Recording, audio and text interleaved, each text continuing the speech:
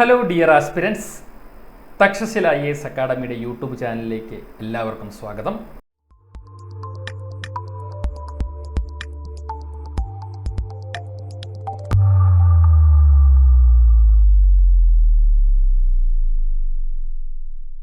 ഇന്നത്തെ ഈ ഒരു വീഡിയോയിൽ സ്വാതന്ത്ര്യ സമര സേനാനിയായിരുന്ന ചന്ദ്രശേഖർ ആസാദിനെ കുറിച്ചാണ് നമ്മൾ ഡിസ്കസ് ചെയ്യുക.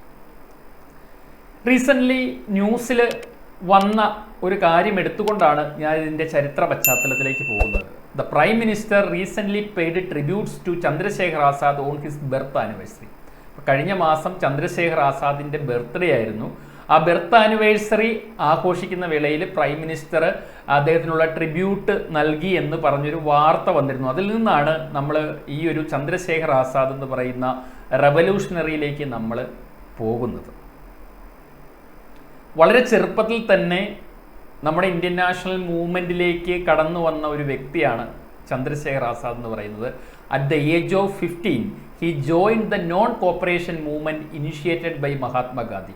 മഹാത്മാഗാന്ധിയുടെ നേതൃത്വത്തിൽ നടന്ന നോൺ കോപ്പറേഷൻ മൂവ്മെൻറ്റിൽ NCMൽ പങ്കെടുത്തുകൊണ്ട് 15-ാമത്തെ വയസ്സിൽ നാഷണൽ മൂവ്മെൻറ്റിൽ പാർട്ടിസിപ്പേറ്റ് ചെയ്ത വ്യക്തിയാണ് ചന്ദ്രശേഖർ ആസാദ് എന്ന് പറയുന്നത്. But Azad was disappointed by Gandhi's suspension of the non cooperation movement in February 1922 after Chauri Chaura incident. നമ്മൾ ഹിസ്റ്ററിയൊക്കെ കേട്ടിട്ടുള്ള ആളുകൾക്കറിയാം, നോൺ കോപ്പറേഷൻ മൂവ്മെൻറ്റ് വളരെ നല്ല രീതിയിൽ മുന്നോട്ട് പോകുന്ന സമയത്താണ് ചൗരി ചൗര ഇൻസിഡൻറ്റ് ഉണ്ടാകുന്നത്. ചൗരി ചൗര ഇൻസിഡൻറ്റ് എന്ന് പറയുന്നത് ഈ നോൺ കോപ്പറേഷൻ മൂവ്മെൻറ്റിൽ ഇൻവോൾവ് ആയിട്ടുള്ള പ്രവർത്തകർ അവിടെ ഒരു പോലീസ് സ്റ്റേഷൻ ആക്രമിക്കുകയും അത് തീയിടുകയും അവിടെ ഒരുപാട് പോലീസുകാർ മരിക്കുകയും ചെയ്തു എന്നുള്ളതാണ്. അപ്പോൾ ഗാന്ധിജി പൊതുവെ അഹിംസയിൽ ഊന്നിക്കൊണ്ടുള്ള സത്യാഗ്രഹത്തിന് ഇമ്പോർട്ടൻസ് കൊടുത്തതുകൊണ്ട് ഹിംസാത്മകമായ ഒരു പ്രവൃത്തി ചൗരി ചൗര ഇൻസിഡൻറ്റ് നടന്ന ഉടനെ അദ്ദേഹം non cooperation movement suddenly suspend ചെയ്യുകയാണ് ഉണ്ടായിരുന്നത്. അപ്പോൾ ഗാന്ധിയുടെ ഈ ഒരു പ്രവൃത്തിയിൽ നമ്മുടെ ചന്ദ്രശേഖർ ആസാദ് ഡിസപ്പോയിൻ്റ് ആവുകയാണ്. അങ്ങനെ പതുക്കെ അദ്ദേഹം ഗാന്ധിയൻ തോട്ട്സിൽ നിന്നൊക്കെ മാറി ഒരു റവല്യൂഷണറി ഫേസിലേക്ക് പോവുകയാണ്. He became an active member of the Hindustan republican association, HRA എന്ന് പറയും, an organization dedicated to overthrowing British rule through revolutionary means. അപ്പോൾ ചന്ദ്രശേഖർ ആസാദ് ഗാന്ധിയൻ പ്രിൻസിപ്പിളിൽ നിന്ന് മാറി ഒരു റവല്യൂഷണറി മൂവ്മെൻറ്റിലേക്ക് മാറുന്ന ഒരു കാഴ്ചയാണ് പിന്നീട് നമ്മൾ കാണുന്നത്. അദ്ദേഹം ഹിന്ദുസ്ഥാൻ റിപ്പബ്ലിക്കൻ അസോസിയേഷൻ എന്ന് പറയുന്ന ഒരു HRA എന്ന് പറയുന്ന ഒരു ഓർഗനൈസേഷനിലെ ആക്റ്റീവ് മെമ്പർ ആവുകയാണ്. ഈ HRA രൂപീകൃതമായത് എന്തിനാന്ന് വെച്ച് കഴിഞ്ഞാൽ ബ്രിട്ടീഷുകാരെ റവല്യൂഷണറി ആക്ടിവിറ്റീസിലൂടെ, അതായത് സായുധ വിപ്ലവത്തിലൂടെ തന്നെ പുറത്താക്കുക എന്നുള്ള ആശയത്തോടു കൂടി തുടങ്ങി വെച്ചതാണ്. ഇനി HRA കുറിച്ച് പറയുകയാണെങ്കിൽ the Hindustan republican association was formed by Ram Prasad Bismil, ജോഗേഷ് Chandra Chatterjee, Sachindranath Sanyal and Sachindranath Bakshi in 1923. 1923 start ചെയ്യപ്പെട്ട ഒരു റവല്യൂഷണറി ഓർഗനൈസേഷനാണ് ഹിന്ദുസ്ഥാൻ റിപ്പബ്ലിക്കൻ അസോസിയേഷൻ അഥവാ HRA. രാമപ്രസാദ് ബിസ്മിലും ജോഗേന്ദ്ര ചന്ദ്ര ചാറ്റർജിയും സച്ചീന്ദ്രനാഥ് സന്യാലും സച്ചീന്ദ്രനാഥ് ബക്ഷിയും ഒക്കെ ചേർന്ന് രൂപം കൊടുത്ത ഒരു റവല്യൂഷണറി ഓർഗനൈസേഷൻ ആയിരുന്നു ഈ പറയുന്ന HRA. In 1928, along with Bhagat Singh and other revolutionaries, Chandrashekhar Azad secretly reorganised the Hindustan republican association, renaming it as the Hindustan socialist republican association. അപ്പോൾ HRA പിന്നീട് HSRA ആക്കി മാറ്റുകയാണ് ഉണ്ടായത്.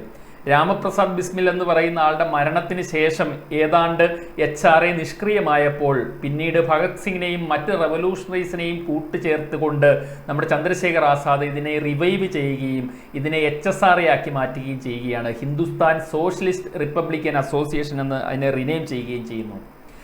ആസാദ്സ് leadership and strategic acumen were instrumental in several significant revolutionary activities. He was involved in the Kakori train robbery. ശ്രദ്ധിക്കുക, ഞാൻ പറഞ്ഞിരുന്നു 1928 HRA HSRA ആക്കി മാറ്റി എന്ന് പറയുന്നു. ഇത് കാക്കോരി ട്രെയിൻ റോബറിയുമായിട്ട് ഇതിനൊരു കണക്ഷൻ ഉണ്ട്.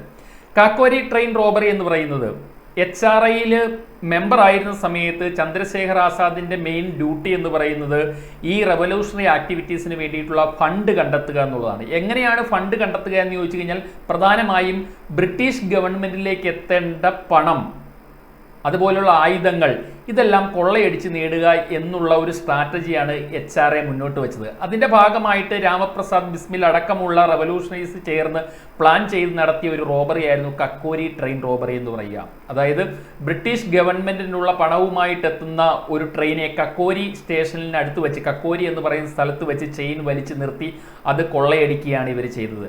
അപ്പോൾ ഇതിൻ്റെ ആഫ്റ്റർ എഫക്റ്റ് എന്തായിരുന്നു എന്ന് ചോദിച്ചാൽ, ഈ കക്കോരി ട്രെയിൻ റോബറിൽ പങ്കെടുത്തിട്ടുള്ള ആളുകളെ എല്ലാം ഈ പറയുന്ന ബ്രിട്ടീഷുകാർ തടവിലാക്കുകയും വിചാരണ ചെയ്യുകയും രാമപ്രസാദ് ബിസ്മിൽ അടക്കമുള്ള ആളുകളെ തൂക്കിക്കൊല്ലുകയും ചെയ്തു.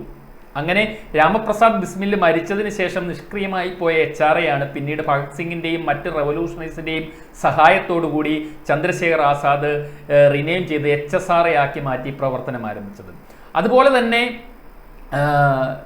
ജോൺ പി സോണ്ടേഴ്സ് എന്ന് പറയുന്ന ബ്രിട്ടീഷ് ഒഫീഷ്യലിനെ വെടിവെക്കുകയുണ്ടായി അറ്റ് ലാഹോറിൽ വെച്ച്. എന്തിനു വേണ്ടിയാണെന്ന് ചോദിച്ചാൽ, to avenge the killing of Lala Lajpat Rai. Lala Lajpat Rai എന്ന് പറയുന്ന ആ പഞ്ചാബിൻ്റെ വീരപുത്രനെ ലാത്തി ചാർജിനിടയിൽ ലാത്തി അടിയേറ്റ് വീണാണ് അദ്ദേഹം മരിക്കുന്നത്. അപ്പോൾ ഇതിന് പ്രതികാരം ചെയ്യാനായിട്ട് ജോൺ പി സോണ്ടേഴ്സ് എന്ന് പറയുന്ന ബ്രിട്ടീഷ് ഓഫീസറിനെ വെടിവെക്കുന്നുണ്ട്. അതുപോലെ തന്നെ പിന്നീട് വൈസ്രോയ് സഞ്ചരിച്ചിരുന്ന വൈസ്രോയുടെ ട്രെയിൻ ബ്ലോ അപ്പ് ചെയ്യാനായിട്ട്, അതായത് ഒരു ബ്ലാസ്റ്റിലൂടെ അത് തകർക്കാനുള്ള ശ്രമവും ഒക്കെ ചന്ദ്രശേഖർ ആസാദ് നടത്തുന്നുണ്ട്. അപ്പോൾ ചന്ദ്രശേഖർ ആസാദിൻ്റെ റവല്യൂഷണറി ലൈഫിൽ ഇതുപോലെയുള്ള ഒരുപാട് ഇൻസിഡൻറ്റുകൾ നമുക്ക് കാണാൻ കഴിയും. കക്കോരി ട്രെയിൻ റോബറി പോലെ, ജോൺ പി സോണ്ടേഴ്സിൻ്റെ നേരെയുണ്ടായ ആ ഷൂട്ടിംഗ്, അതല്ലെങ്കിൽ നമ്മുടെ വൈസ്രോയി സഞ്ചരിക്കുന്ന ട്രെയിൻ ബ്ലാസ്റ്റ് ചെയ്യാനായിട്ടുള്ള പദ്ധതികൾ, അല്ലെങ്കിൽ അതിന് വേണ്ടുന്ന നടപടികൾ, ഇങ്ങനെ ഒരുപാട് കാര്യങ്ങളിൽ റവല്യൂഷണറി ആക്ടിവിറ്റീസിൽ ഇൻവോൾവ്ഡ് ആയിരുന്നു ചന്ദ്രശേഖർ ആസാദ് എന്ന് പറയുന്നത്. അതുകൊണ്ട് തന്നെ ചന്ദ്രശേഖർ ആസാദ് ബ്രിട്ടീഷ് പോലീസിന്റെ മോസ്റ്റ് വാണ്ടഡ് പ്രതിപട്ടികയിലുള്ള ഒരാളായിരുന്നു. അങ്ങനെ അവസാനം 1931 ജനുവരിയിൽ during a fierce encounter with the British police in Alfred park, അലഹബാദിലെ ആൽഫ്രഡ് പാർക്കിൽ വെച്ച് ബ്രിട്ടീഷുകാരുടെ പോലീസും ചന്ദ്രശേഖർ ആസാദിന്റെ നേതൃത്വത്തിലുള്ള സംഘവും തമ്മിൽ നീണ്ട വെടിവെപ്പുണ്ടായി. അങ്ങോട്ടും ഇങ്ങോട്ടും ഇവർ നിറയൊഴിച്ചു. Azad fought valiantly but was eventually cornered. ഒരുപാട് ബ്രിട്ടീഷ് ഒഫീഷ്യൽസിനെ ഇദ്ദേഹം വെടിവെച്ച് വീഴ്ത്തി. അതിൽ പലരും മരണത്തിന് കീഴടങ്ങിയെങ്കിലും ബ്രിട്ടീഷ് ഫോഴ്സ് കൂടുതലായിട്ട് വന്നതുകൊണ്ട് തന്നെ ഇദ്ദേഹത്തിന് വേറെ രക്ഷയുണ്ടായിരുന്നില്ല. Holding true to his pledge to always remain Azad and never be captured alive, he shot himself in his head with his gun's last bullet. അതായത് ഇദ്ദേഹം ഒരു പ്രതിജ്ഞ എടുത്തിട്ടുണ്ടായിരുന്നു, ജീവിതകാലം മുഴുവൻ ഞാൻ ആസാദായി തുടങ്ങും. ആസാദ് എന്നുള്ള വാക്കിന് ഫ്രീഡം അല്ലെങ്കിൽ ഫ്രീ എന്നുള്ളൊരർത്ഥമുണ്ട്. അതായത് ബ്രിട്ടീഷുകാരുടെ തടങ്കിലേക്ക് താൻ ഒരിക്കലും പോവില്ല, അല്ലെങ്കിൽ അവരുടെ തൂക്കുകയറിലേക്ക് താൻ ഒരിക്കലും പോവില്ല. തൻ്റെ ജീവിതത്തിൽ മുഴുവൻ മരണം വരെയും താൻ ആസാദായിരിക്കും, അല്ലെങ്കിൽ ഫ്രീ ആയിരിക്കും, ഫ്രീഡത്തിൽ ജീവിക്കുന്ന ആളായിരിക്കും എന്നൊരു പ്രതിജ്ഞ ഇദ്ദേഹം എടുത്തിട്ടുണ്ടായിരുന്നു. അങ്ങനെ ഈ ആൽഫ്രഡ് പാർക്കിൽ വെച്ച് നടന്ന വെടിവെപ്പിൽ അദ്ദേഹത്തിന് മനസ്സിലായി ഇനി ബ്രിട്ടീഷുകാർക്കെതിരെ പിടിച്ചു നിൽക്കാനാവില്ല എന്ന് മനസ്സിലായ അദ്ദേഹം തൻ്റെ തോക്കിലുണ്ടായിരുന്ന അവസാനത്തെ ഉണ്ട തൻ്റെ ശിരസിലേക്ക് തന്നെ വെടിയുതിർത്തി മരണത്തിന് കീഴടങ്ങിയായിരുന്നു. അങ്ങനെ ബ്രിട്ടീഷുകാരുടെ മുമ്പിൽ മരണം കൊണ്ട് പോലും താൻ തോറ്റു കൊടുക്കില്ല എന്ന് വിളിച്ചു പറഞ്ഞ് ജീവിച്ച് മരിച്ച ഒരു റവല്യൂഷണറി ആയിരുന്നു ചന്ദ്രശേഖർ ആസാദ് എന്ന് പറയുന്നത്. അപ്പോൾ ആ ചന്ദ്രശേഖർ ആസാദിൻ്റെ ജന്മദിനമാണ് പ്രൈം മിനിസ്റ്റർ ഈ കഴിഞ്ഞ മാസം വളരെ വലിയ ഒരു ട്രിബ്യൂട്ട് നൽകി ആദരിച്ചത്. അപ്പോൾ ഇതായിരുന്നു ന്യൂസിൽ വന്നത്. അപ്പോൾ അതുമായി ബന്ധപ്പെട്ടിട്ടുള്ള കാര്യമാണ് പറഞ്ഞത്. അപ്പോൾ ഇൻഫർമേറ്റീവ് ആയിരുന്നു എന്ന് കരുതുന്നു. നമ്മുടെ ചരിത്രത്തിൻ്റെ ഏടുകളിൽ ഇന്നും നിറസാന്നിധ്യമായി നിൽക്കുന്ന ഒരധ്യായം തന്നെയാണ് ഇന്നീ പറഞ്ഞ ചന്ദ്രശേഖർ ആസാദിന്റെ ജീവിതം എന്ന് പറയുന്നത്.